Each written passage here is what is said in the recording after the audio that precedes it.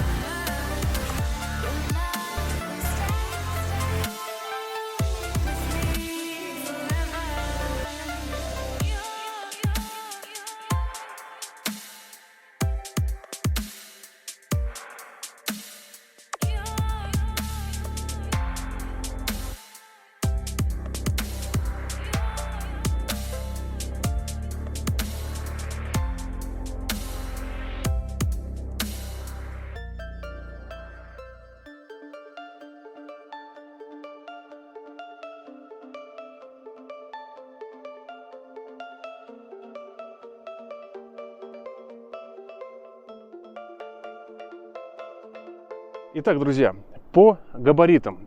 Грузоподъемность у Geely Atlas 300 кг. Почему-то китайцы немножко страхуются и пишут заниженные значения. В Chevrolet 472 кг в комплектации RS, максимальная с полным приводом. По размерам вы сейчас сможете увидеть наглядно на экране. И я могу сказать так, что Geely Atlas длиннее на 137 мм, чем Chevrolet Trailblazer. Но Chevrolet Trailblazer на 95 мм шире, а Atlas выше на 185 мм. Колесная база больше у Atlas всего лишь на 31 мм. Но если мы сравниваем два эти автомобиля, можно сказать, что только можно разглядеть, что Geely Atlas Pro немного длиннее. А так, что Chevrolet крупнее, вширь, это немного заметно. По начинке данных автомобилей стоят трехцилиндровые двигатели. Под капотом у данного автомобиля расположен трехцилиндровый алюминиевый двигатель с турбонаддувом. И сделан, конечно же, он в Мексике. И из Мексики он доставляется в Южную Корею для установки его в данный автомобиль. Также этот двигатель устанавливается в Chevrolet Orlando и многие новинки для китайского рынка бренда Chevrolet. В паре с данным трехцилиндровым двигателем объемом 1,3 литра 150 лошадиных сил для России, 155 для всего мира. Здесь установлен в максимальной комплектации 9-ступенчатый автомат, также разработанный GM. В минимальных комплектациях уже будет стоять вариатор, но хочу сказать, что автомат здесь действительно обалденный и управляется замечательно, переключает скорости очень быстро, без стычков. Степень сжатия двигателя 10,3, 236 крутящего момента, у Geely Atlas 255, и можно сделать, конечно же, чип-тюнинг и развить уже более лучшие показания в данном автомобиле. А также хочу сказать, что оба двигателя работают очень тихо. В Geely Atlas и в Trailblazer стоит балансировочный вал, и он снижает вибрации и, конечно же, уровень шума. Шумоизоляция в обоих автомобилей очень хорошая, достойная в своем классе. Ну и в целом вот такое подкапотное пространство. В Geely Atlas объем двигателя 1,5 литра, турбина Borg-Warner, 7-ступенчатый робот, 256 крутящего момента, и который может, в принципе, держать до 330 крутящего момента. В среднем автомобили кушают плюс-минус одинаково, но Geely Atlas из-за своего веса будет порядка на литр-два побольше есть. Также вы можете увидеть подкапотное пространство. Здесь дополнительно расположена резинка, и можно сказать, что автомобиль не сильно пачкается. В Chevrolet Trailblazer вот такая небольшая резиночка. И, как вы видите, подкапотное пространство. Но, как я уже сказал, в Geely Atlas много электронных помощников, много более такой интересный интерьер, как вы увидели в этом видео. Мягкая отделка салона, но это, конечно же, у нас эко-кожа. Полностью в салон из эко-кожи. В максимальной комплектации Chevrolet Trailblazer идет настоящая кожа, либо комбинированная с эко-кожей, но она уже будет более износостойкая. Ну и тут, конечно же, вы будете голосовать рублем. Самое главное, что я могу сказать, что 9-ступенчатый автомат работает очень хорошо на Trailblazer. Полный привод превосходный. Машина весит всего лишь тонна 487, а Geely Atlas тонна 705. Но у Geely Atlas дорожный просвет 171, я намерил 160, а в Chevrolet Trailblazer настоящий реальный размер клиренса 194. Поэтому каждый будет выбирать, для чего вы покупаете свой автомобиль. И самый главный момент, друзья, конечно же, эти автомобили новинки, и их нужно обслуживать, и цены на ТО вы тоже должны изучить. Geely Atlas периодичность ТО каждые 10 тысяч, Chevrolet Trailblazer каждые 12 тысяч, но Chevrolet дешевле по ТО всего лишь на 10-15%. Каждое второе и четвертое ТО у них в районе 30-40 тысяч, что немаловажно. Друзья, как вы поняли, по трансмиссии и по подвеске оба автомобиля очень хорошие. И действительно я могу сказать, что они более мягкие по сравнению, конечно же, с Coolray. В Атласе стоит многорычажная подвеска задняя, но она упругая. И управляя Geely Atlas на 160 ты чувствуешь себя уверенно. Здесь же, конечно, стоит тоже мягкая подвеска. Передняя Макферсон, как и в Атласе, но сзади балка с механизмом Уатта. Но об этом я расскажу в более подробном обзоре на Chevrolet Trailblazer. Друзья, как вы все знаете, мой рост 1,98 м, можно сказать 2 м. И в комплектации флагшип Geely Atlas с панорамной крышей я чувствую себя очень комфортно. Руль мне знаком по Geely Coolray. Селектор коробки передач мне тоже напоминает Geely Coolray. И в принципе по посадке все очень удобно. Также я хочу сказать самый главный момент. Уровень подлокотника слева и подлокотника центрального единый. То есть вы не будете накось расположены, у вас будет ровное положение для двух рук. Очень удобно. Также вы можете увидеть большой экран в Geely Atlas. Есть камеры 360 градусов, которые с помощью 3D модуляции вы сможете увидеть поребрики для того, чтобы припарковаться вплотную. Это очень огромный плюс. Также вы можете увидеть зеркало с автозатемнением, очень качественные козырьки и подсветка со светодиодными. Также можно сказать, что в Geely Atlas светодиодное освещение, нету очечника, к сожалению. И лично для меня, как владельца Geely Atlas, Geely Coolray, отсутствие слепых зон я считаю минусом в данном автомобиле. Но климат работает адекватно, в автомобиле очень удобно. Из минусов могу сказать только одно. Весь функционал для того, чтобы пользоваться дополнительным обогревом, допустим, руля, форсунок, зоны стеклоочистителей, вам придется нажимать на экран. Но если, опять же, поставить кастомную прошивку, с помощью голоса вы сможете это все делать. Но, друзья, многие, в принципе, из владельцев, тех, кто пользуется обычным стоковым решением, жалуются на шторку включения подогрева руля. То есть вот сейчас руль у нас греется, а выключить я его не могу. Всегда это зависит от дела случая. Завод подтверждает, что это конструктив автомобиля, но на других автомобилях, в том же Trailblazer, можно с легкостью это все выключить. Также вы можете увидеть бардачок с микролифтом, он не особо большой, но все самое важное вы сможете разместить. И также в Geely Atlas Pro есть подсветка в бардачке. Точно тоже большой плюс. По коленям, в принципе, комфортно, очень удобно.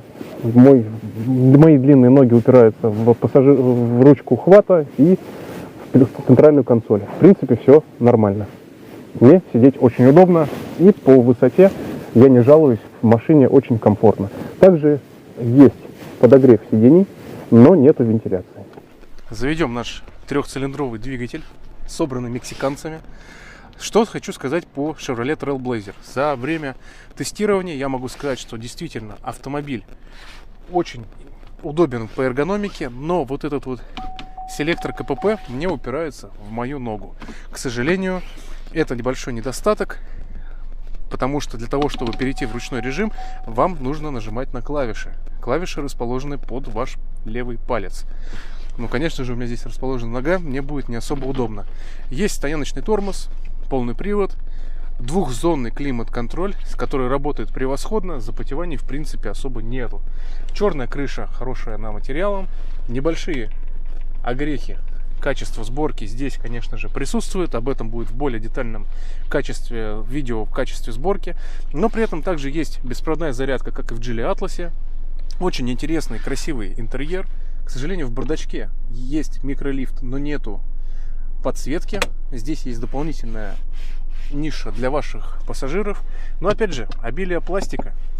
Но также зато можно сказать плюс, что здесь есть руль из натуральной кожи, очень приятный и действительно по салону он немного компактнее. Действительно, как и сам внешне. Но Atlas, конечно же, мне кажется, может выиграть по высоте. Но опять же, тут в принципе мне не особо много, небольшой запас по голове. В Атласе, конечно же, намного больше. Но опять же, друзья, каждый выберет для себя оптимальный вариант. Что Geely Atlas Pro, что Chevrolet Trailblazer — это отличные варианты для того, чтобы купить автомобиль. По головному устройству возможностей мультимедийных будет однозначно больше в Geely Atlas, но в защиту данного небольшого экрана 8-дюймового я могу сказать, что здесь уже стоит антибликовое покрытие. Здесь не будет при прямых лучей никаких бликов, все будет очень здорово видно и четко. Также можно все регулировать. И, конечно же, здесь есть уже по умолчанию Android Auto и Apple CarPlay. В Atlas придется ставить кастомную прошивку.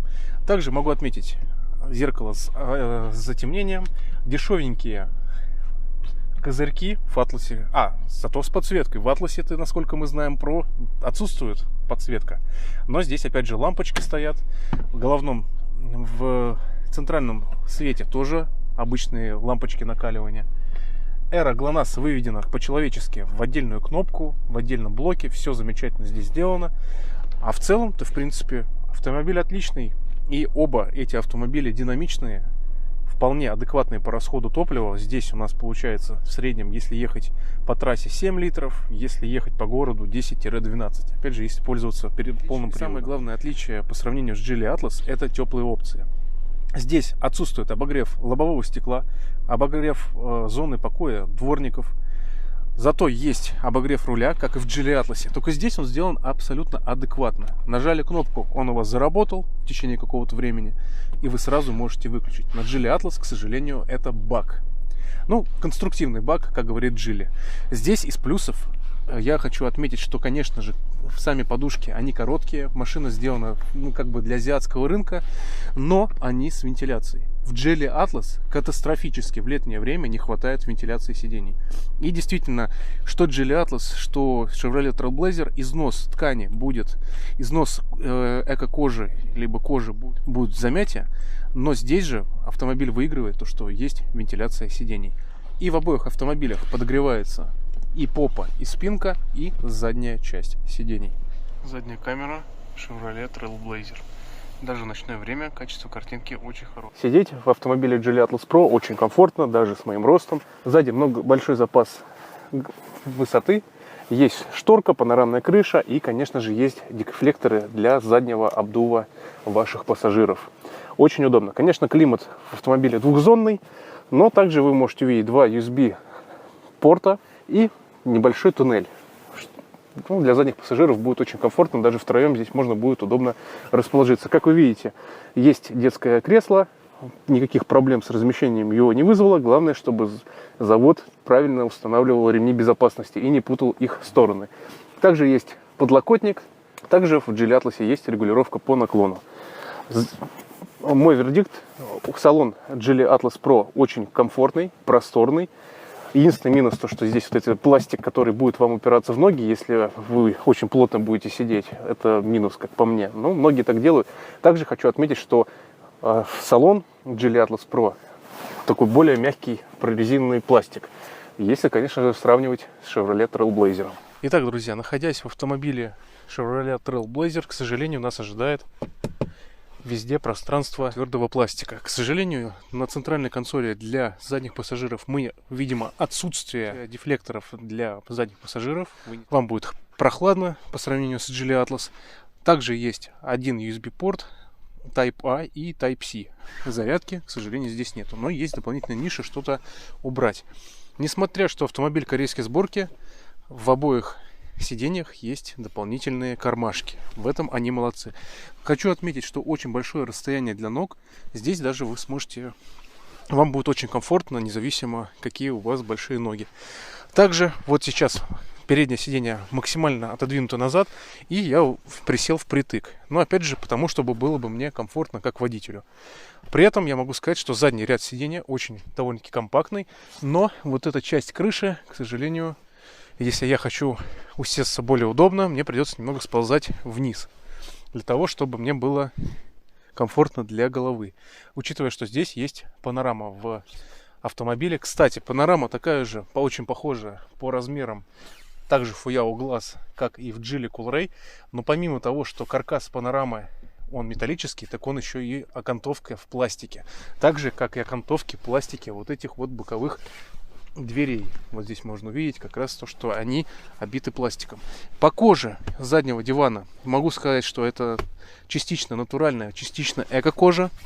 Есть центральный подлокотник в автомобиле, 3 подголовника, и вы можете регулировать, и точнее в Geely Atlas вы можете регулировать в 2 положениях задний ряд. Здесь, к сожалению, такой возможности нет.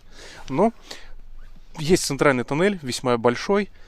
В Geely Atlas, если быть честным, сзади места намного больше. В багажнике Geely Atlas Pro вы можете увидеть камеру заднего вида. На удивление, что здесь обычные лампочки накаливания, но в автомобиле есть сервопривод. И кнопка сервопривода расположена в верхней части багажника. То есть, если у вас машина в наледи, вот как, например, сейчас, вам будет с легкостью открыть багажник. Кстати, высота багажника открытия вполне себе нормальная. Да. И давайте мы сделаем замер багажника. Быстро, коротко. До спинки у нас получается 90 сантиметров. И, конечно же, проем 104 сантиметра. Со сложенной спинкой заднего сиденья длина у нас увеличивается. И получается 152 сантиметра. Вполне себе средний багажник. У нас, конечно же, докатка. Качество сборки Geely Atlas. Дворник не обогревается нитью обогрева. Как вы можете увидеть, спойлер закреплен очень хорошо, не шевелится. Зазор между крышкой багажника не такой сильный, как у Coolray, но он присутствует. Обращаем внимание, открываем двигатель, открываем багажник. И, конечно же, наледь, которая может здесь оказываться, она здесь забивается и приходится чистить. Поэтому пока вы не очистите этот зазор, багажником лучше пока не пользоваться. Также, можно сказать, из плюсов нету дополнительного порожка в самом багажнике. Далее, сварные швы в Geely Atlas вполне себе неплохие. Это локальная сборка в Беларуси. В Chevrolet Trailblazer полностью штампованные двери. Но минус есть то, что один уплотнитель. Здесь, как вы можете увидеть, вся грязь идет на вот эту нижнюю часть автомобиля. В Chevrolet Trailblazer сделано все интереснее. Такой же контурный уплотнитель, но здесь дополнительно стоит уплотнитель для того, чтобы вся эта грязь не шла в салон.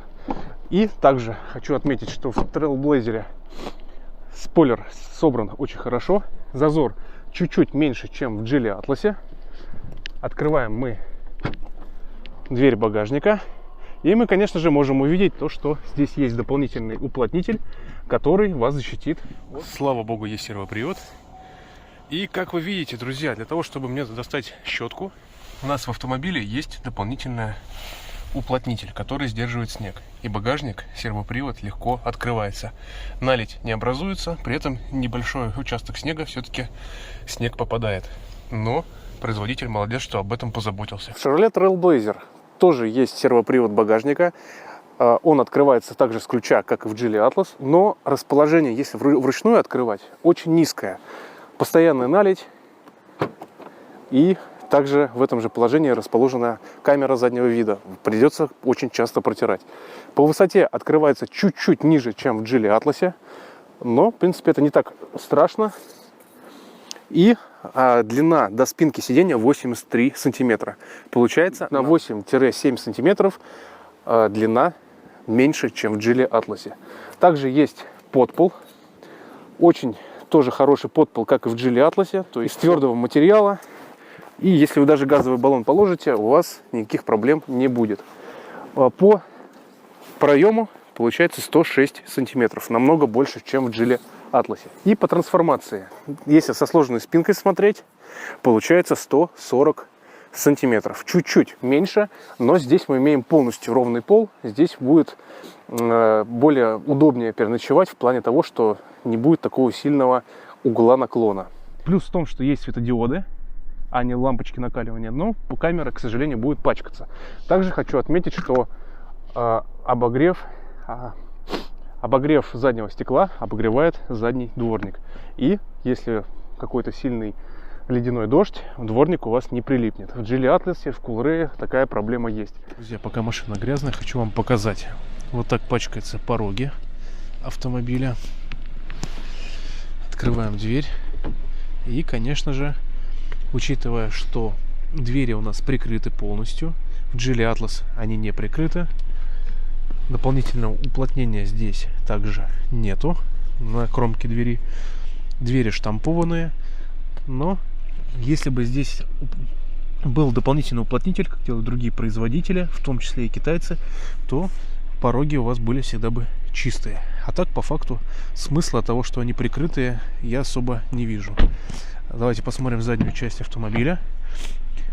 Да, точно такая же ситуация, но большой плюс — есть вот этот дополнительный уплотнитель, который сдерживает влагу, грязь, снег, и вот эта боковина у вас всегда чистая.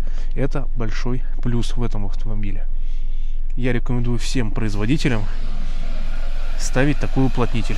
Вот он, с дырочками, чтобы вся влага из него выходила. В Geely Atlas, к сожалению, по инструкции рейлинги являются декоративными. Здесь более массивные рейлинги. И, конечно же, Chevrolet разрешает нам эксплуатировать автомобиль с боксом. Как вы видите, здесь более такой черная крыша дополнительная. А здесь уже у нас идет обилие хрома. Вы можете сравнить эти автомобили, что здесь более такой матовый пластик сделан, более износостойкий, а здесь у нас дополнительные хромированные накладки, большие удобные зеркала с небольшим затемнением, но за хромом обязательно нужно следить. И, конечно же, очень крутая светодиодная оптика с ближним и дальним светом и отсутствие противотуманных фар. В Chevrolet Trailblazer у нас ближний свет фар светодиодный, дальний свет фар обычные лампочки накаливания, противотуманки присутствуют в автомобиле. Поэтому можно сказать, что Geely Atlas напичкан в плане теплых опций намного лучше. По остеклению в данных автомобилях здесь используются корейские стекла KAC, а в Geely Atlas хороший средний класс Fuyao Glass. Итак, дорогие друзья, мы сравнили для вас два классных автомобиля. Конечно же, какой из этих автомобилей купить, решать только вам. Напишите в комментариях, какой автомобиль вам больше понравился, какой из трехцилиндровых двигателей вы купите, мексиканского производства или китайского. Оба автомобиля заслуживают внимания вас, и выбирая из этих автомобилей, ваш выбор будет правильным. Не забудьте подписаться на канал, поставить лайк этому ролику, и до скорых встреч, друзья. Пока!